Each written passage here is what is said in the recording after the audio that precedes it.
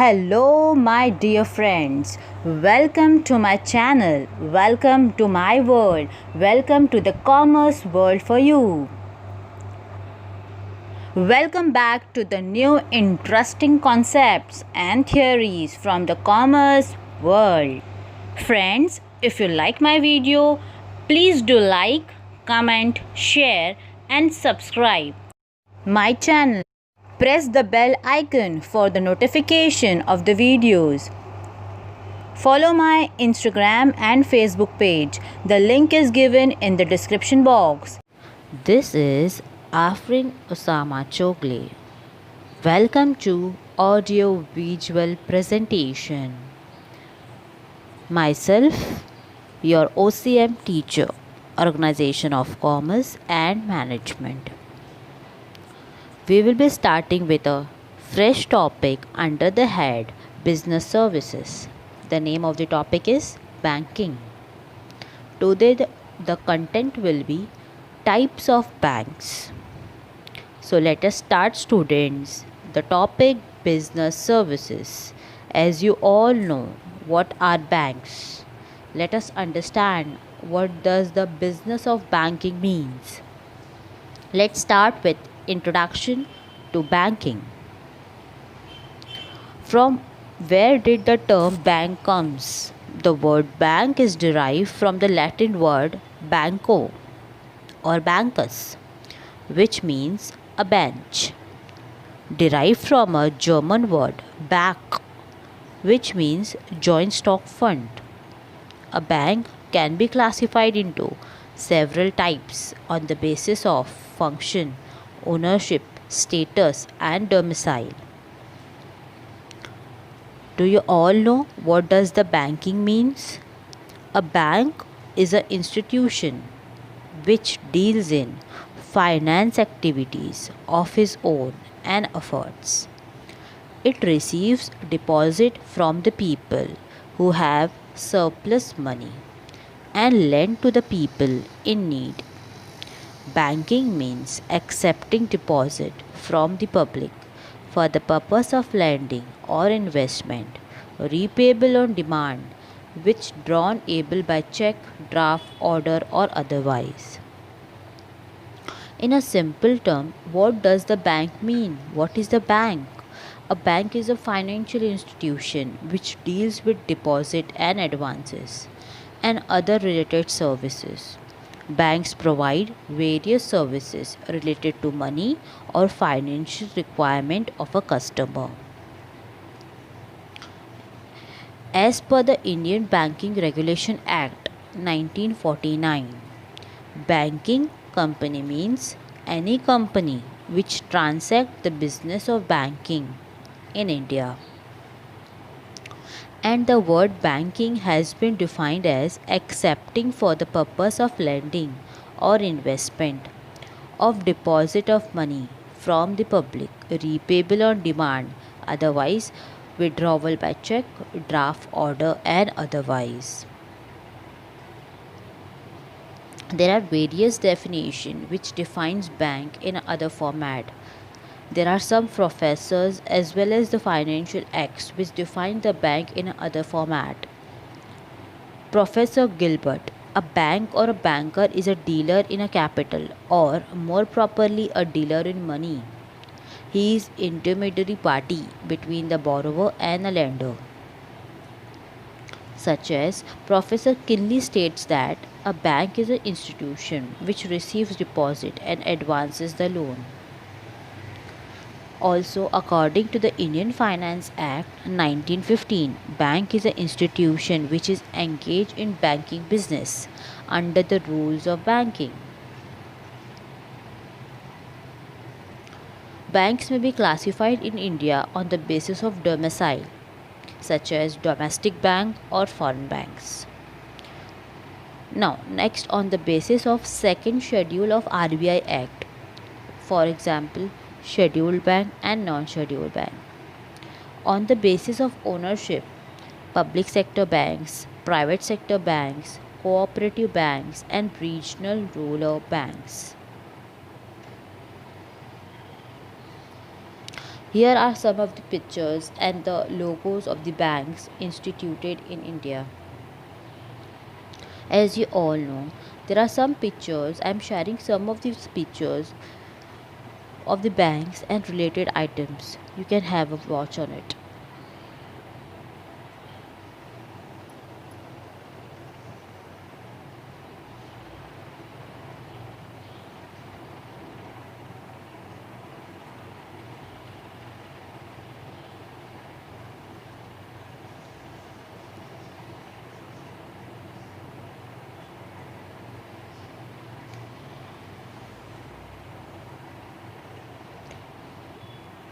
Now, let's start the types of bank. The topic for today is types of bank.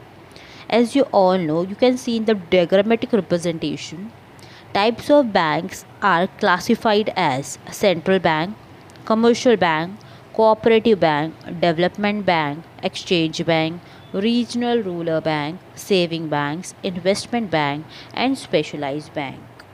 One by one, we will go through the insight of all the such banks and get the example related to it. Let's start. The central bank. The central bank is the most important, the apex financial institution in the banking history. Every country has its own central bank. In India, the Reserve Bank of India (RBI) is a central bank. RBI was established in 1945 under the Reserve Bank of India Act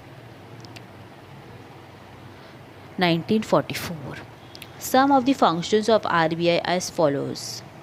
It frames the monetary policy, issues the currency note, act as a banker to the government, and act as a banker's bank to the commercial and other banks in India.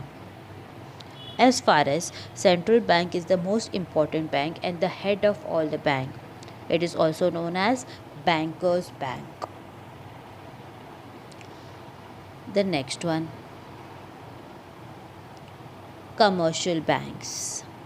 Commercial banks plays an important role in the economic and the social development of the country.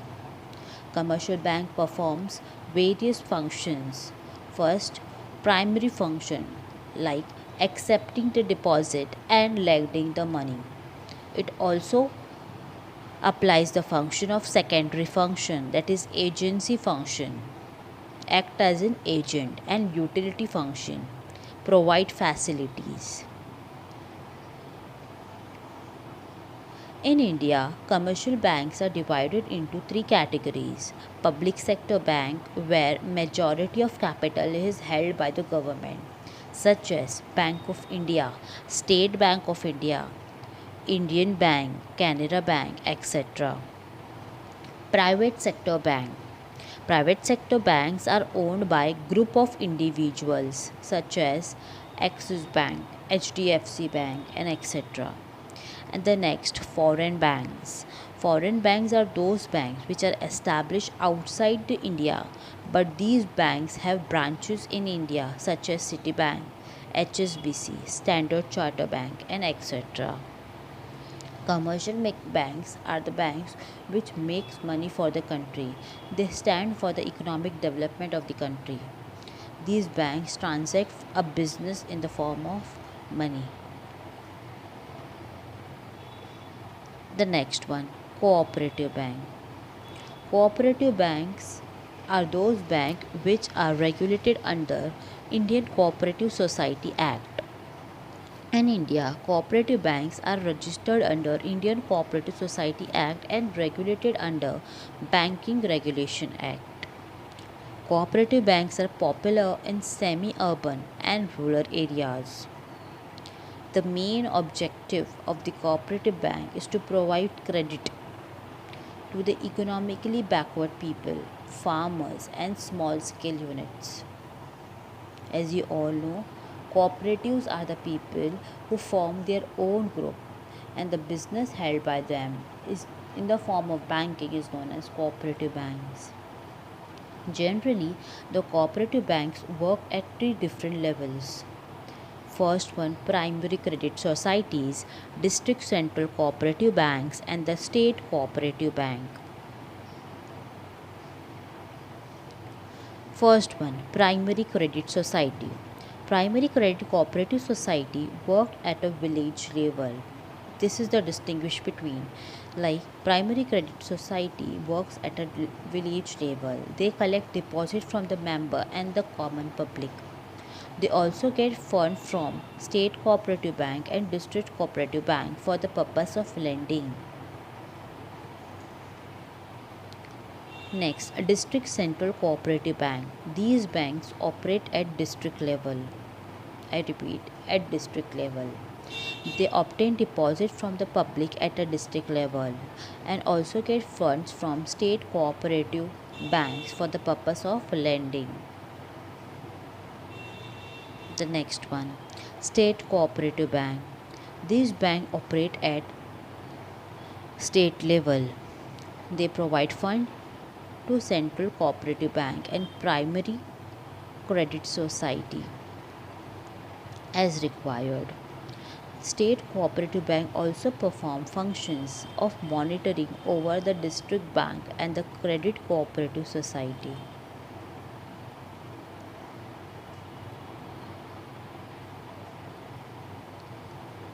Next one, Industrial Development Bank. These are the financial institutions that provide medium and long-term funds to the business firms. Industrial development banks mostly provide funds for the development of the nation or development of the business. They provide funds for short term as well as long term or the medium term for the development purpose. For example, construction, building industries, and so on. Examples of development banks are Industrial Financial Corporation of India IFCI, State Financial Corporation SFC, Maharashtra State Financial Corporation MSFCs, and etc. Some of the important functions of development banks are: first term, provision of medium and long term fund to the business unit for the purpose of expansion and modernization. If any company requires modernization or expansion or inclusion of new material, plant and machinery, then Industrial Development Banks grants loan to such companies. Next, underwriting of shares issued by public limited companies. Usually, public limited company issue shares, and if the shares are not purchased, any company borrow these shares or purchase this share, a lot of shares, and this is known as underwriting of shares, and the banks itself sell those shares on behalf of those companies.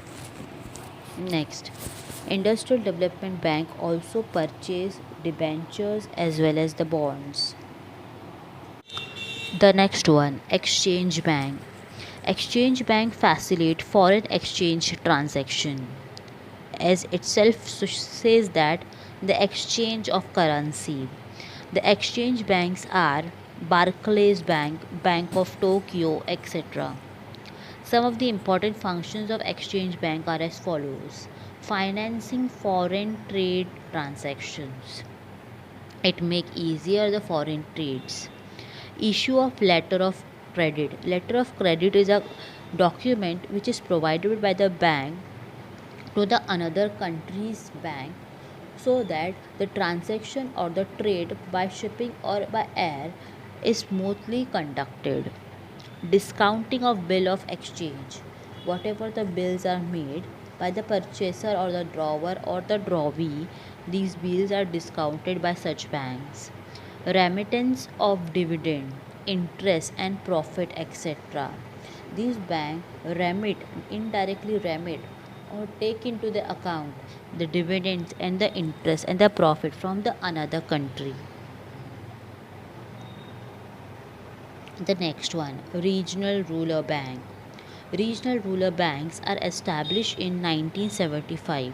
The word itself says a regional, rural, uh, banks which are located in the rural areas, which are located according to the regions. These banks are sponsored by large public sector banks. The capital of Regional Rural Bank is contributed by three main stages: central bank 50%, state government 15%, and sponsored bank 35%. The regional rural banks mobilize deposits primarily from rural and the semi-urban areas and provide loan and advances mostly to the small and marginal farmers, agricultural laborers, and rural artisans who stay in the rural areas. For their development, regional rural bank provide a platform for the deposit as well as for granting loans. The next one, saving bank. The main objective of the saving bank is to encourage the saving of the people, especially in the rural areas. Saving generates an habit among the people, and so the banks are formed to encourage this habit. Example are postal saving banks, commercial banks, and cooperative banks. They all perform the functions of saving the money of the people in the required amount. Next one, investment bank. These banks provide financial and advisory assistance to their customer. Their clients generally include business firms and government organizations. Investment banks facilitate mergers and acquisition by undertaking research and providing advice on investment decision. These banks especially are useful and benefited for the business firm, large business company. Generally, investment banks do not directly deal with the general public. Hence, investment bank provide a platform for the business firm as well as the government organization to get financial inclusion for the big projects as well as the research made by them. Next, specialized banks. These banks cater to the requirements and provide overall support for setting up the business in specified areas. Now, specialized bank have a specific benefits. First example is export and import bank. Export and import bank facilitate trade from export and importing of goods and services. These banks provide financial assistance to the exporter as well as to the importers and function as the principal financial institute for coordinate the working of institution engaged in financing export and importing of goods and services with a view to promote the country's international trade. Through export and import bank, the country earns financial valuable exchange which are important for gaining the country's international trade. Next, SIDBI, Small Industries Development Bank of India. Small Industries Development Bank of India was set up on 2nd April 1990 under the Act of Indian Parliament. Act as a principal financial institution for the promotion, financial and development of micro, small and medium enterprises sector as well as for coordination of function of institution engaged in similar activities. As you all know, the next one is NABARD, National Bank for Agriculture and Rural Development. NABARD provides both short-term and the long-term credit through regional rural banks. It is concerned with policy planning and operations related to agricultural credit and credit for the other activities in rural India. It provides finance to financial institutions and not to the individuals. NABARD plays a boon for the people who lives in the rural area and engage in agricultural activities. Now let's study new models of banking. First one, small finance banks. Small finance banks are type of niche bank in India, tiny banks. These banks with a small finance, bank finance and bank license and provide basic financing banking services of acceptance of deposit and lending. The aim behind this bank is to provide financial inclusion to the section of the economy and not being served by other banks such as small business units, small and marginal farmers, micro and small industries, and unorganized sector entities. These are established as public limited companies in a private sector under the Companies Act 1956. They are governed by provisions of Reserve Bank of India Act in 1934, by Banking Regulation Act 1949. They were set up with a twin objective or dual objective. First, providing an institutional mechanism for promoting rural and semi-urban savings, and providing credit for viable economic activities in the local areas. Let us start with objectives of small finance bank. First one, provision of saving for unserved and underserved section of the population. Next, supply of credit to the small business units, small and marginal farmers, micro and small industries, and other unorganized sectors. Here are the examples of small finance bank: Janta Small Finance Bank, AU Small Finance Bank, Equitas Small Finance Bank, and etc. And here's come the revolutionary bank, the payment bank. It is a new model of banking. It is conceptualized by the Reserve Bank of India. The main bank is to offer financial services to the small businesses and a low income group people. It is like any other bank as it can carry out banking functions such as remittance services, mobile banking, ATM cards, net banking, and so on. But it does not allow to issue loans and credit cards. Similarly, it can accept the demand deposit up to rupees 1 lakh. Examples are Indian Post Payment Banks, Airtel Payment Bank, and etc. Thanks for watching.